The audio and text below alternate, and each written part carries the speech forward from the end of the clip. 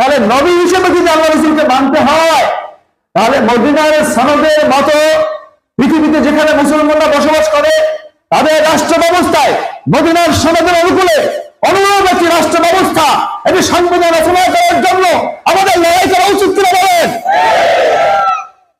তাহলে আমরা এটা করতে পারি না কেন?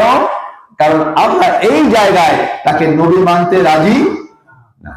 আমরা এখানে ম্যাকিয়াভেলিকে মানতে রাজি আছি, আমরা এখানে রাসেলকে মানতে রাজি আছি, আমরা এখানে রুশোকে মানতে রাজি আছি, আমরা হর্স লককে মানতে রাজি আছি, কিন্তু আমরা রাসূলকে মানতে রাজি না। আমরা মুসলমান, আমরা বলি আমি মুসলমান, আমি নামাজ পড়ি, কিন্তু আমি মসজিদে আল্লাহ রাসূলকে মানি, কিন্তু রাষ্ট্র ব্যবস্থা পরিচালনায় আমরা আমাদের নবীকে মানতে পারি না। বাংলাদেশ জামাত ইসলামী